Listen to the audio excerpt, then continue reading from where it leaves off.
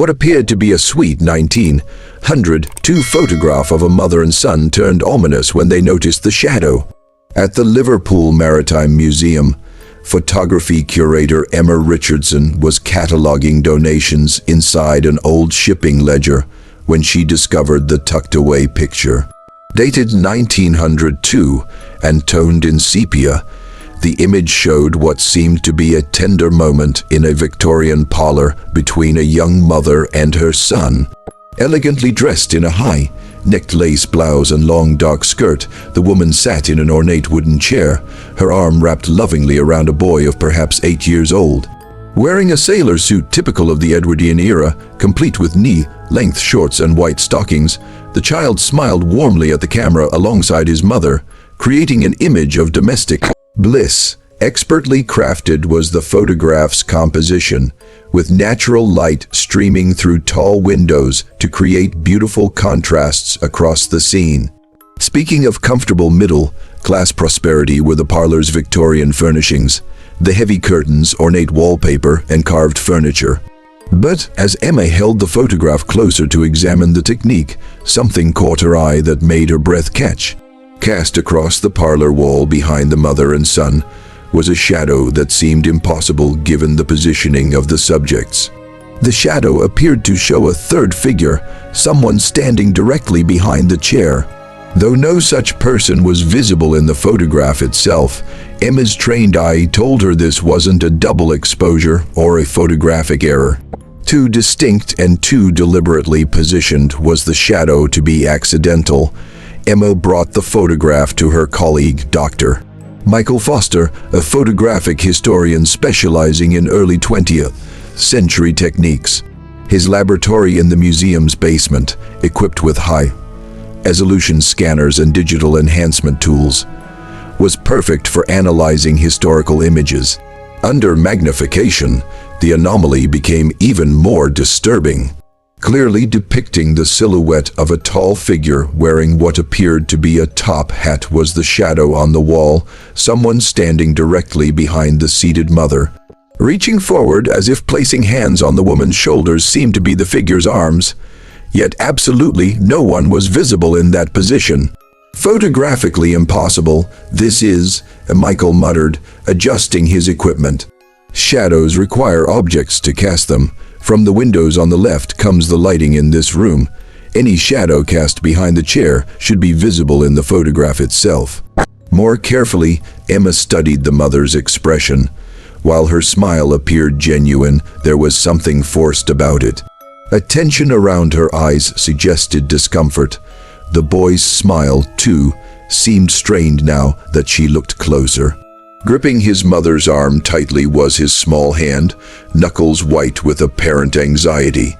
Most unsettling was the realization that both subjects were looking directly at the camera, but their bodies were positioned as if accommodating someone standing behind them. Pushed slightly forward were the mother's shoulders, and the boy leaned away from the chair's back, exactly as they would if someone were indeed standing there. Hiding a story was the photograph, telling it was the shadow. Found among papers donated by the Henderson family, whose patriarch had been a shipping clerk at Liverpool docks, was the photograph. Hoping to learn more about the image's origins, Emma contacted Mrs. Dorothy Henderson, the elderly woman who had made the donation. Now in her 80s, Mrs. Henderson met Emma at her small flat in Birkenhead. Surrounded by maritime memorabilia and family photographs, she examined the 1902 image with growing recognition and discomfort. "Oh my," she whispered, her weathered hands trembling slightly. "Decades it has been since I've seen this photograph. My great-grandmother Agnes Morrison and her son Thomas, this is. On Rodney Street, they lived in 1902, quite fashionable at the time." Darkened as Mrs. Henderson's expression continued studying the image. Never spoke much about Agnes did the family. Quite young she died in 1903 under circumstances that were, well, never properly explained. To live with relatives in Wales was Thomas sent immediately. Afterward, Emma pointed to the mysterious shadow. "Anything about this figure behind them, do you know?" Pale went Mrs. Henderson's face. Family stories always mentioned that Agnes claimed someone was following her, watching her. She told people there was a man who would stand behind her, but no one else could see him. From stress of raising Thomas alone after her husband died at sea, everyone thought she was becoming mentally unstable. Clearly uncomfortable, the old woman paused. But the servants at the house on Rodney Street used to whisper that they felt a presence too. Cold spots, the sensation of being watched. They said Agnes would sometimes speak to empty corners of rooms as if someone were standing there. A story of tragedy and isolation was revealed by Emma's research into Agnes Morrison's life. In 1893, Agnes had married merchant sailor Captain William Morrison, but lost at sea. He had been in 1901 when his ship went down in a North Atlantic storm. Left widowed with young Thomas, Agnes had struggled to maintain their respectable lifestyle on Rodney Street. A picture of a woman slowly losing her grip on reality was painted by neighbors' accounts from 1902 found in police records. Multiple complaints had been filed about Agnes talking loudly to herself at all hours, often seeming to argue with an invisible presence. Visits to the Morrison household were described in the local constable's notes, where Agnes insisted someone was in the house with her and Thomas, though searches revealed no intruder. Agnes' deteriorating mental state had been documented by Dr. Harrison Blackwood, the family physician, in his patient records preserved at the Liverpool Medical Society archives. A woman convinced she was being stalked by her dead husband's ghost, who she claimed stood behind her constantly watching and judging her parenting, was described in his notes from late 1902. Classic symptoms of bereavement, induced psychosis the patient exhibits, Dr. Blackwood had written. Visual and tactile hallucinations of her deceased husband's presence, she reports. Most concerning is her belief that he disapproves of how she is raising their son and intends to take the boy with him to the sea. Chilling was the doctor's final note, dated just weeks before Agnes' death. Dramatically worsened has the patient's condition. She now claims her husband appears in photographs and mirrors, though no one else can see him. Immediate psychiatric evaluation I have recommended. Emma traced the photograph to Petton & Sons, a prominent photography studio that had operated on Bold Street in Liverpool from 1885 to 1920. Detailed appointment books and client notes were included in the studio's business records donated to the city archives, providing crucial insight into the mysterious photograph. An appointment for Mrs. A. Morrison and Son for a formal portrait sitting was recorded in the entry for November 15, 1902, but a more disturbing story was told by handwritten notes in the margin. Agitated throughout the session appeared the client, repeatedly asking the photographer to wait for William to position himself before taking the exposure, kept adjusting her position as if accommodating an invisible third party. Multiple attempts were required due to the client's insistence that William was not properly included in the frame. A more detailed account in his private journal had been written by James Petton Jr., who had taken over the studio from his father. Most unusual sitting today. Present during the photography session was her deceased husband. Mrs. Morrison seemed convinced. As if someone was standing behind them, she positioned herself and boy, even asking me to ensure adequate space in the composition for this invisible figure. The woman's grief has clearly affected her mental faculties, but something as well seemed the boy to sense. Nervously, behind the chair, he kept glancing. Most intriguingly, Petton had noted technical anomalies during the development process. In the negative appeared strange shadows that were not visible during the actual sitting. Something that the human eye could not perceive seems to have been captured by the chemical development process, the most peculiar phenomenon I've encountered in 20 years of photography. The original glass plate negative had been kept by the studio, which Emma was able to examine under modern laboratory conditions. Using advanced spectral analysis techniques, Dr. Rebecca Walsh, a forensic photography expert from Manchester University, analyzed the original 19 102 glass plate negative.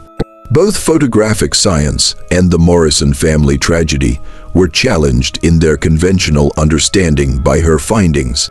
Scientifically impossible are the characteristics shown by the shadow on the negative, Dr. Walsh explained in her laboratory. In a pattern that suggests interaction with electromagnetic radiation of a frequency not visible to the human eye, have the silver halide crystals in the photographic emulsion been exposed, as if something was present that could affect the chemical process without being visually apparent. It is. Details invisible to the naked eye were revealed by the spectral analysis to be contained in the shadow.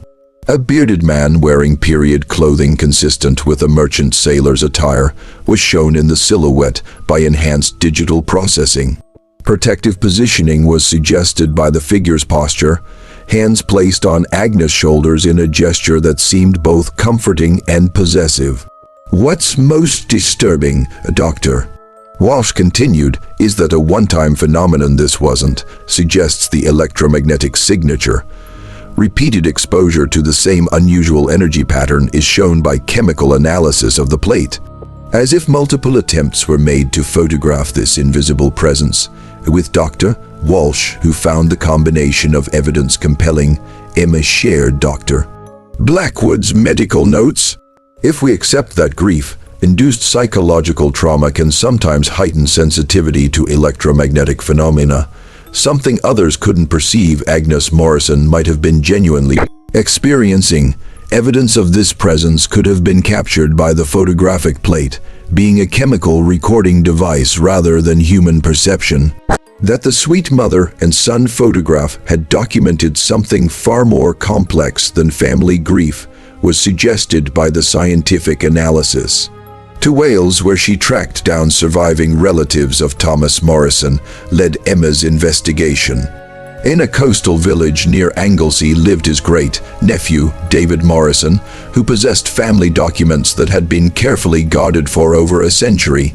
A retired school teacher in his 70s, David welcomed Emma into his cottage overlooking the Irish Sea. With our family, Thomas lived until he was 18. David explained, pulling out a wooden box filled with letters and photographs.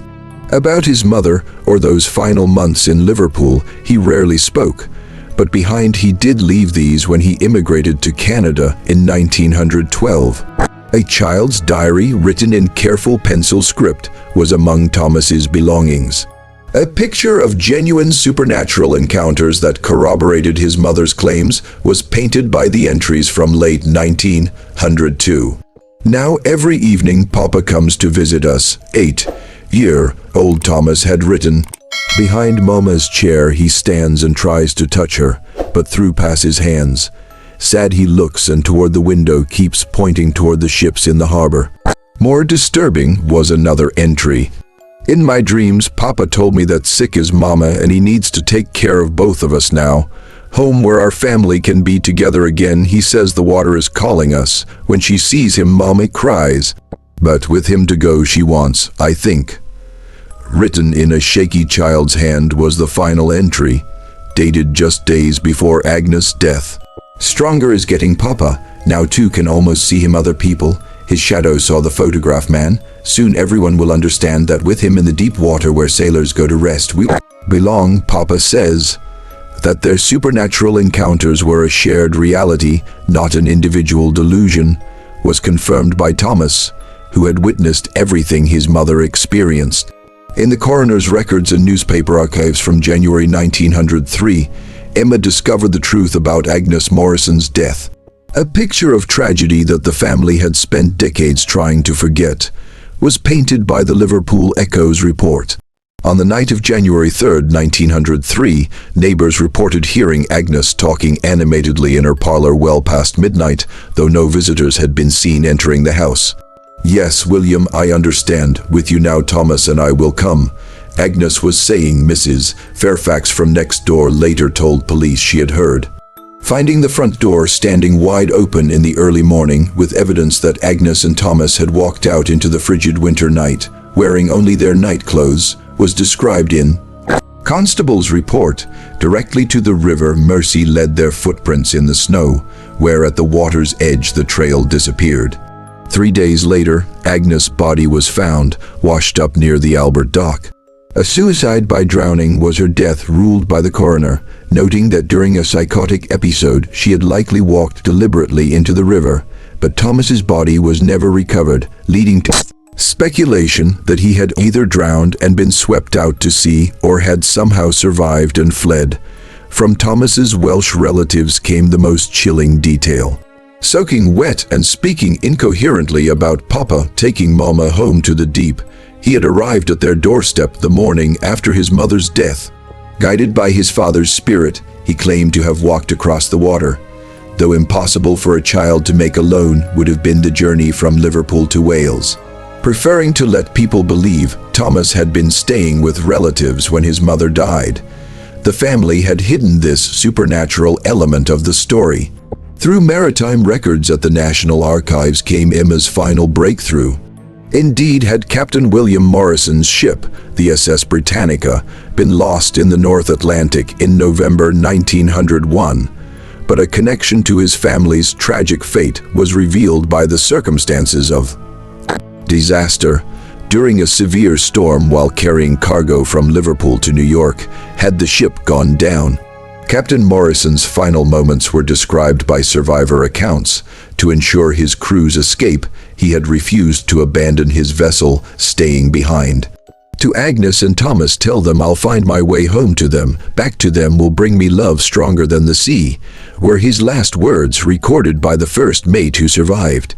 Numerous reports of Captain Morrison's ghost being sighted on the docks and around the Mersey throughout 1902 were included in maritime folklore among Liverpool sailors. A figure in a captain's uniform walking the waterfront at night, always moving toward Rodney Street where his family lived, was reported by dock workers. A letter from the shipping company to Agnes, delivered just days before the family photograph was taken in November 1902, was the most significant discovery. That William's body had finally been recovered and would be returned to Liverpool for burial informed her the letter. That the photographic session had been planned as a memorial portrait, with Agnes believing her husband's spirit would somehow participate was suggested by the timing. The moment of Captain Morrison's spiritual reunion with his family, Emma realized, had been captured by the shadow in the photograph. Strong enough to affect the photographic chemicals was a presence, even though invisible to human perception. Their final moments together before William's spirit led them both home to the eternal sea had been documented by the sweet mother and son portrait. 6 months after her discovery, Emma stood before an audience at the Liverpool Maritime Museum, presenting the complete Morrison family story. As evidence of love transcending death and the power of grief to open doorways between worlds, served the 1902 photograph, now properly contextualized. From Wales for the presentation had David Morrison traveled, bringing additional family artifacts that completed the tragic tale. To be 93, Thomas lived, he revealed to the gathered crowd. That night his father had saved him, guiding him safely away from the water while taking his mother home. He always insisted. He never married, never had children, said his heart belonged to the sea. Where his parents waited, her scientific findings were presented by Dr. Walsh, suggesting that intense emotional trauma could indeed create electromagnetic phenomena detectable by early photographic equipment.